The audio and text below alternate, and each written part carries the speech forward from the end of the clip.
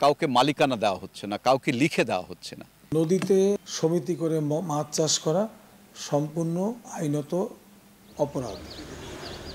নদীর পানিতে বাঁশ ও জাল দিয়ে সৃষ্টি করা হয়েছে বাঁধ, উন্মুক্ত জলাশয় দখল করে চলছে মাছ চাষ। আর এ নিয়ে পাল্টাপাল্টি অবস্থানে জনপ্রতিনিধি ও জেলা প্রশাসন। ঝিনাইদহে কপোতাক্ষ নদ দলীয় নেতাকর্মীদের দিয়ে দখল করে মাছ চাষ করার অভিযোগ উঠেছে ঝিনাইদহ ৩ আসনের সংসদ সদস্য সালাউদ্দিন মিয়াজের বিরুদ্ধে। মহেশপুর ও কোটচাঁদপুর উপজেলার নদের ১২টি সেতু সংলগ্ন প্রায় ১ কিলোমিটার এলাকা জুড়ে চলছে দখলদারিত্ব।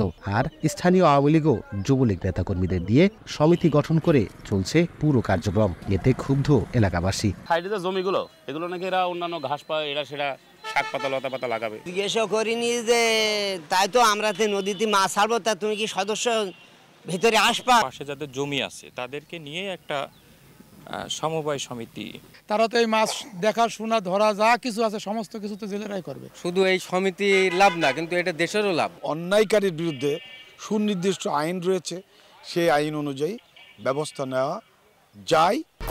1, 2, 3 ঢাকায় জমি জিতে নিন 100% ক্যাশব্যাক সহ 20 কোটি টাকার পুরস্কার। উন্মুক্ত জলাশয়ে যেতে পারছেন না নদীপাড়ের মানুষ। জীবিকা নির্বাহ নিয়ে শঙ্কায় আছেন স্থানীয় জেলে সম্প্রদায়ের মানুষ। দখলদাররা প্রভাবশালী হয়, কেউ প্রতিবাদ করার সাহস পাচ্ছে না। এখন যদি উনরা মাছ ছাড়ে তাহলে তো আমাদের তো নদীতে নামতে দেবে না। যাদের ক্ষমতা আছে তারা ছাড়ছে, এই শুনছি। সরকারের জন্য সাধারণ মানুষের প্রাপ্য। তবে স্থানীয় সংসদ সদস্য বলছেন প্রশাসনের অনুমতি নিয়েই মাছ চাষ করা হচ্ছে, ভবিষ্যতে প্রয়োজনে ইজারা আকারে দেয়া হবে। আর জেলা প্রশাসক বলছেন উল্টো কথা, নদ বা নদী উন্মুক্ত জলাশয়, সেখানে মাছ চাষ করার কোনো সুযোগ নেই জানিয়ে দখলদারদের বিরুদ্ধে আইনগত ব্যবস্থা নেয়ার আশ্বাস তার। ভালো একটা উদ্যোগের মধ্যে, কৃষি কর্মকাণ্ডের মধ্য দিয়ে তাদের কর্মসংস্থান এবং কর্মব্যস্ততার একটা সুযোগ হবে বলে আমি ব্যক্তিগতভাবে মনে করি। ইমিডিয়েটলি আইনের আওতায় নিয়ে আসবো এবং এদের বিরুদ্ধে আইনগত ব্যবস্থা নিব।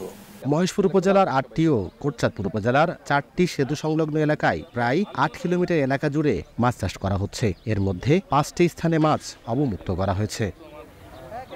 লোটাস রহমান সোহাগ, সময় সংবাদ, ঝিনাইদহ।